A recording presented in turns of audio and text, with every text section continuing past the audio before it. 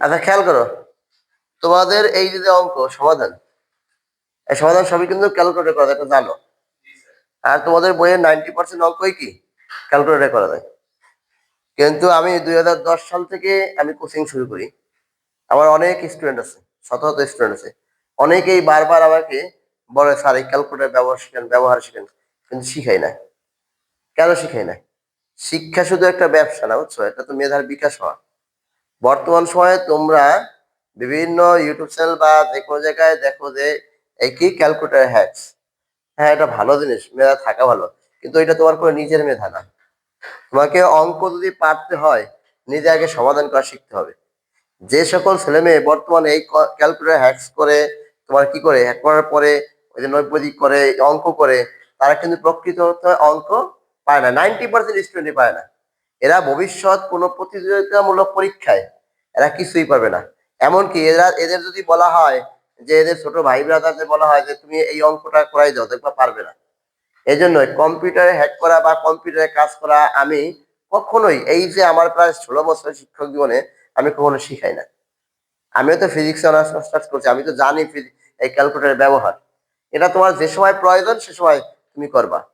কিন্তু এই যে নবম দশম শ্রেণীতে তুমি ক্যালকুলেটর ব্যবহার করে তুমি সব সমস্যার সমাধানের উত্তর বের করে ফেললা, তুমি জানো ঠিক আছে, কিন্তু তুমি উত্তর বের করে ফেললা, কিন্তু এই কি উত্তরের যে ব্যাখ্যাগুলো তুমি কিছুই জানো না, তাহলে তোমার সেই প্রকৃত মেধাটা বিকশিত হইলো না। আর এই প্রকৃত মেধা যদি বিকশিত না হয়, তোমার ভবিষ্যৎ অন্ধকার। আর গাণিতিক যুক্তি যদি কেউ না শিখে, অন্তত নবম দশম শ্রেণীতে, তার ভবিষ্যতে কোনো চাকরি তো ভালো কিছুই হবে না। বর্তমান সময়ে যারাই এই কাজটা করতেছে, মনে করো এই যে কম্পিউটার হ্যাক করে অঙ্ক করে অমুক করে তমুক করে, তারা কখনোই এই কি করতে পারবে না, অঙ্কে দক্ষতা অর্জন করতে পারবে না, এটা 100% শিওর। তাহলে ভবিষ্যৎ অন্ধকার। এই জন্য তোমরা দয়া করে একটা অঙ্ক, শুধু বড় বড় গুণ ভাগ যোগ এসব জিনিস বড় বড় যেগুলো দরকার এগুলা করো, কিন্তু একটা অঙ্কের সমাধান তুমি সবকিছু বের করে ফেলো, এটা ঠিক না। আগে তুমি সমাধান ভালোভাবে শিখো, প্রত্যেকটা নিয়ম জানো, তারপরে তুমি ক্যালকুলেটারে হ্যাক করো বা দ্রুত উত্তর মেলানোর জন্য করো, ঠিক আছে। কিন্তু বর্তমান সময়ে সবচেয়ে প্লাবাইনের সবচেয়ে খারাপ যে দিকটা, নৈপদিক হইলেই তারা ক্যালকুলেটারই করে। তা আমি দোয়া করি যে আগামী খুব শীঘ্রই নৈপদিকের সময় ক্যালকুলেটার ব্যবহার বন্ধ করা হোক। ক্যালকুলেটার ব্যবহার বন্ধ করা হইলে, ক্যালকুলেটার ব্যবহার বন্ধ করে হলে শিক্ষার্থীদের মেধা সত্যি সত্যি বিকশিত হবে। নৈপদিক বহু নির্বাচনের সময় আগামী পরীক্ষা থেকে যে কোনো পাবলিক পরীক্ষায় ক্যালকুলেটার, কারণ বাংলাদেশে বিভিন্ন কি পরীক্ষায় তোমার মানে চাকরি পরীক্ষায় কিন্তু কি নাই, ক্যালকুলেটার ব্যবহার হয় না। তো এটাও ব্যবহার করা হবে, তাহলে বুঝবে ছেলেমেয়েরা আসলে শিখতে হয়।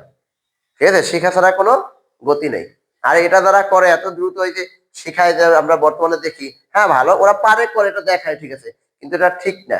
ঠিক না কারণ এই কারণে যে সবসময় এটা ফলো করলে শিক্ষার্থীদের ক্ষতি হবে। কি বলছি বুঝছো?